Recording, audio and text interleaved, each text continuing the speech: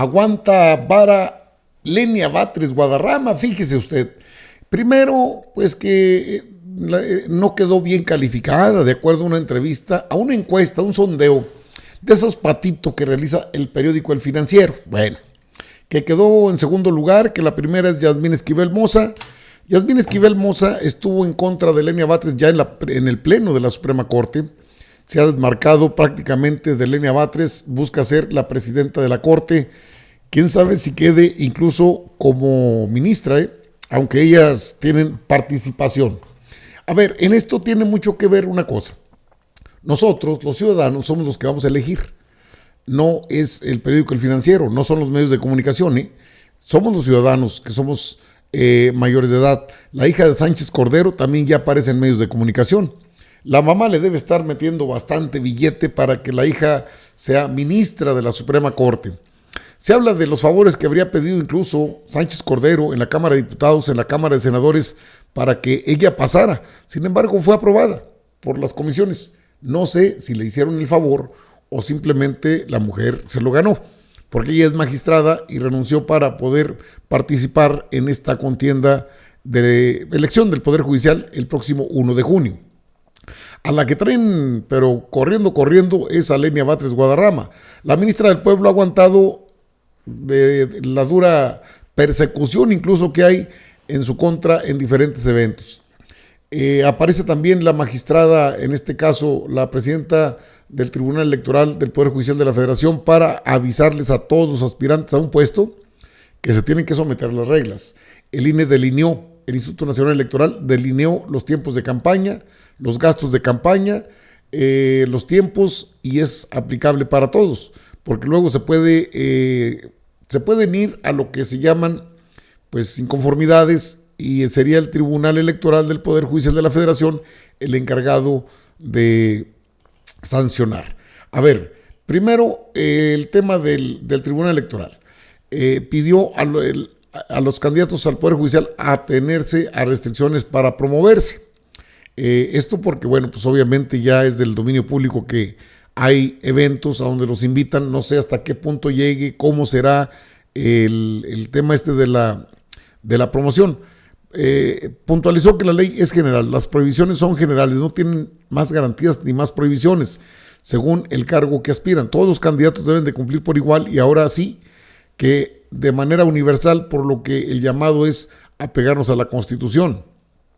Tras asegurar que las impugnaciones del proceso electoral judicial durante las campañas y después de la jornada electoral se resolverán con la misma vara, como se ha hecho en otros casos, en otros comicios, la magistrada presidenta del Tribunal Electoral del Poder Judicial de la Federación, Mónica Soto, exhortó a los más de 3,400 candidatos a atenerse a las restricciones para promoverse sus aspiraciones. De lo contrario, advirtió que podrían perder el registro de sus candidaturas, ya que el Instituto Nacional Electoral estableció criterios de lo que pueden hacer en periodo de campaña, los cuales fueron ajustados aún más por el Tribunal Electoral a fin de cumplir con lo que estipula la ley electoral.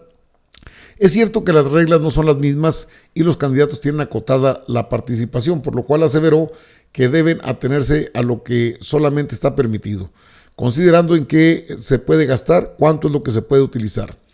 A menos de una semana de que inicien las campañas de las candidatas a cargos del Poder Judicial, Soto Fregoso demandó a los aspirantes a hacer un esfuerzo en el uso de recursos y la propaganda que pueden difundir en esta fase, pues de no sujetarse a las restricciones, podrían perder el registro.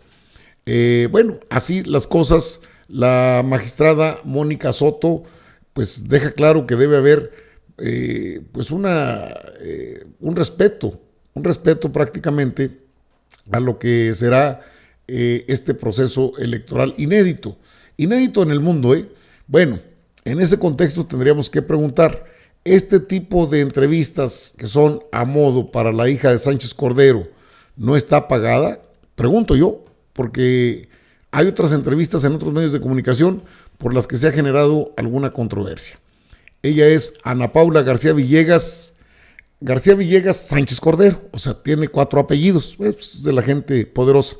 Algo de lo que dijo en este espacio de SDP Noticias. Que están aquí acompañándonos. Muchas gracias. Quisiera empezar preguntando algo que no sea la típica pregunta de por qué debemos ir a votar en la elección del Poder Judicial.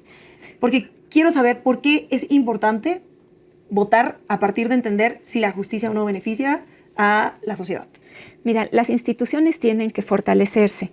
Si las instituciones no se fortalecen por lo que hace al sistema de impartición de justicia, que es la emisión de sentencias, la resolución de conflictos, pues no se acata una sentencia. Entonces ve la gravedad que es no tener la legitimación popular ni estar legitimados para poder emitir una sentencia que, aunque guste o no guste, se tiene que acatar. Entonces, la votación popular es importante porque va a legitimar el proceso de reforma constitucional con la última fase, que es ya la parte de la elección popular de las y los juzgadores, magistrados y magistradas y ministros y ministras. Entonces, nada más y nada menos el fortalecimiento institucional, ahí es donde se termina de plasmar.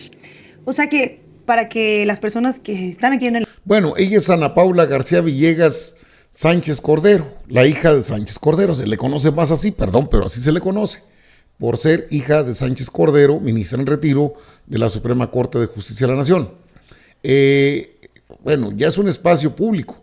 Ahora, también ha hecho declaraciones, y no es el único medio, Yasmín Esquivel Moza. Un acto anticipado de campaña. El encuentro de hoy obedece a una invitación de un grupo parlamentario de Morena a platicar acerca de lo que es la reforma al Poder Judicial, cómo se está llevando a cabo esta reforma, desde la visión inclusive de la Corte, cómo se está procesando, se está implementando, se están llevando todas sus fases, sus etapas. El periodo de campaña aún no inicia, iniciará el 30 de marzo, pero en este momento estas reflexiones en torno a la necesidad de esta reforma al Poder Judicial, por qué se da esta reforma al Poder Judicial y su fase de implementación.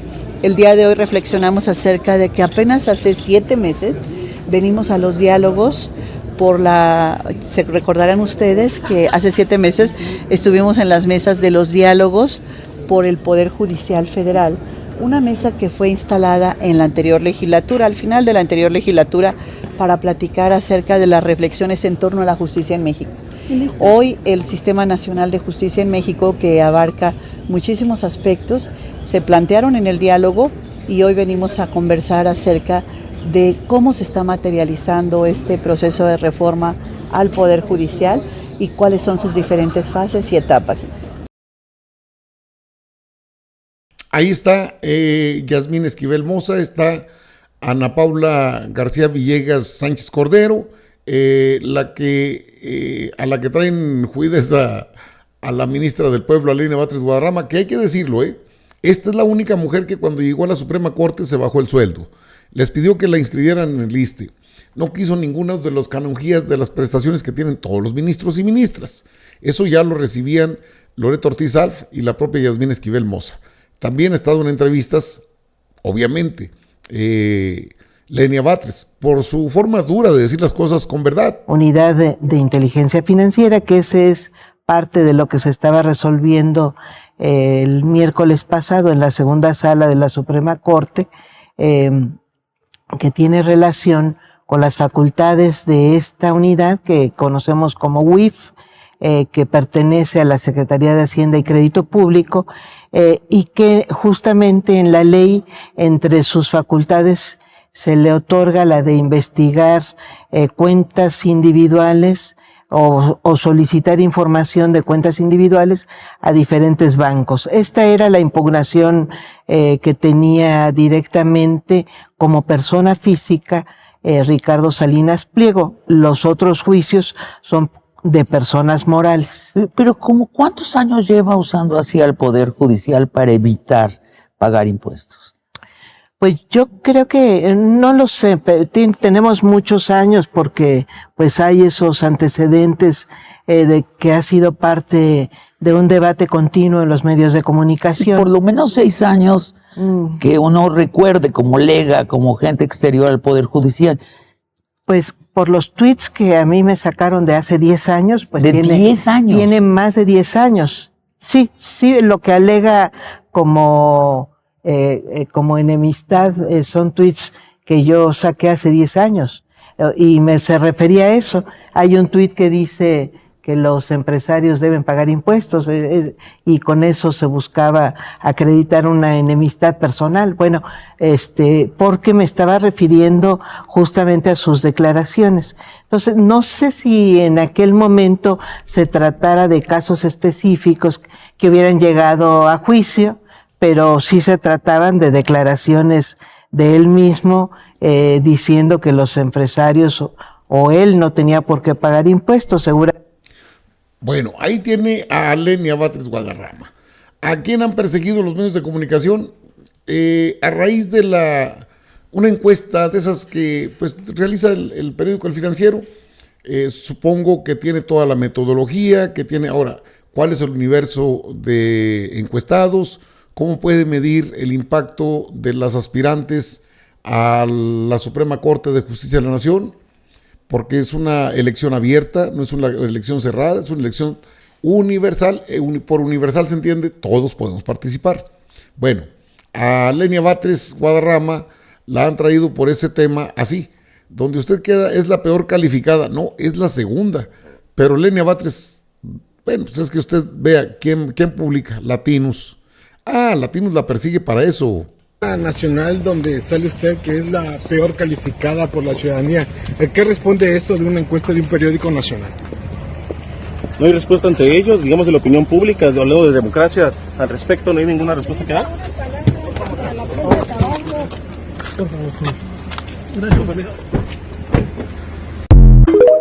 Bueno, ahí tiene usted, o sea, ni es la peor calificada, sale usted que es la ni peor es calificada por la ciudadanía. ¿Qué responde esto de una encuesta de un periódico nacional? La única encuesta que conozco que salió sobre este tema es la del Financiero.